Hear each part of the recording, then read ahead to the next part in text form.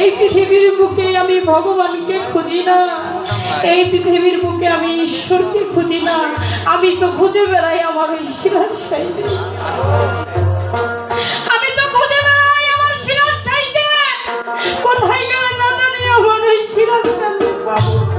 আমার নদু চাঁদের যত ভক্ত আছে, আমার হুমায় চাঁদের যত ভক্ত আছে, তারা তো পাগল বসে ঘুরে। কোথায় গেলে না জানি আমার দয়ালের দেখা পাবো। আমার দুদু চাঁদের সিরাজ চাঁদ কেমনে ভালোবাসতো,